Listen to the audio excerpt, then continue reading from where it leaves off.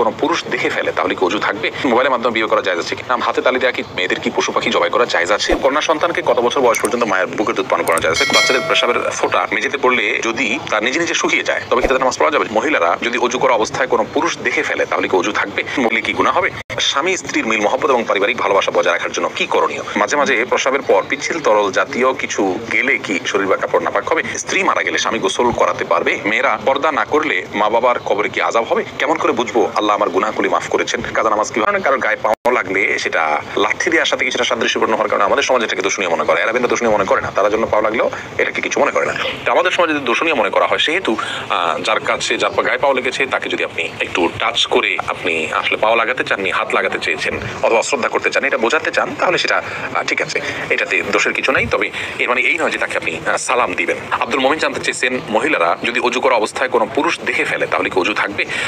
দেখুন ভাই আব্দুল মোমিন, ওযু করা অবস্থায় কোনো পুরুষ দেখলে ওযু ভাঙবে এমন নয়, তবে সেটা যদি ইচ্ছাকৃত দেখেন তাহলে গুনাহ হবে, অনিচ্ছাকৃত হলে গুনাহ হবে না, কিন্তু এই দেখার সাথে ওযু ভাঙার কোনো সম্পর্ক না, ওযু থাকবে ইনশাআল্লাহ। এমনি বাপ্পি জানতে চেয়েছেন আমি টয়লেটে থাকা অবস্থায় যদি আজান শুরু হয় তখন কি আজান উত্তর দিতে পারি? না ভাই, আপনি অপেক্ষা করবেন, বের হয়ে আজান উত্তর দিয়ে দিবেন। সুজাত হোসেন জানতে চেয়েছেন দান করলে সওয়াব হয় কিন্তু টাকা ধার দিলে কি কোনো সওয়াব হয়? অবশ্যই সওয়াব হয় ভাই সুজাত।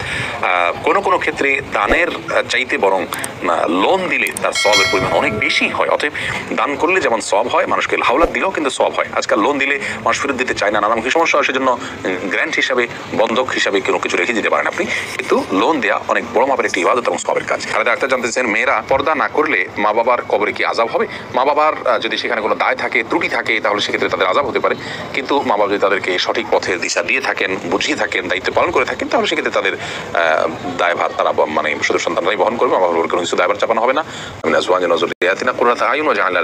মামা এ দোয়া স্বামী স্ত্রী উভয় বিশ্বাসী করে অর্থ বুঝে আল্লাহর কাছে নিবেদন করতে হবে, আল্লাহ যেন তাদেরকে সুখ শান্তিপূর্ণ জীবন দান করেন। তৃতীয়ত, তাদের মিল মহব্বতের জন্য দুজনকে ধৈর্যের প্রশিক্ষণ নিতে এবং ধৈর্যের পরাকাষ্ঠা প্রদর্শন করতে হবে। নবী সাল্লাল্লাহু আলাইহি ওয়াসাল্লামের দাম্পত্য জীবনে কতটা ধৈর্যশীল ছিলেন, মেয়েদেরকে কতটা আপনার সহনশীলতার কথা বলেছেন এবং স্বামীর প্রতি কৃতজ্ঞতা আদায় করতে বলেছেন, এই বিষয়গুলোকে আমাদের মাথায় রাখতে হবে ইনশাআল্লাহ বিদিল্লাহ। তাহলে দাম্পত্য জীবনে সুখ শান্তি নেমে আসবে। সর্বোপরি আল্লাহর অবাধ্যতা এবং হারাম এর পথ থেকে সরে আসতে হবে।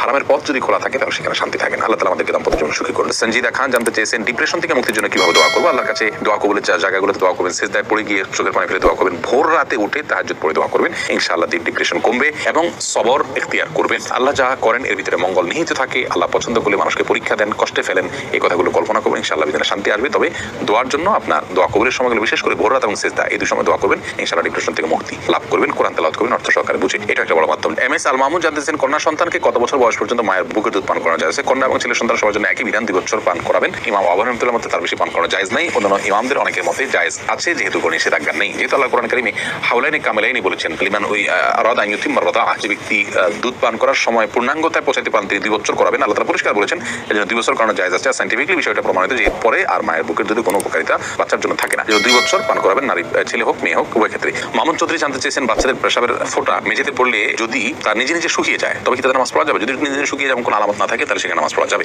তামান্না ইসলাম সেতু আপনি জানতে চেয়েছেন মেয়েদের কি পশু পাখি জবাই করা জায়েজ আছে? বোন, অবশ্যই জায়েজ আছে।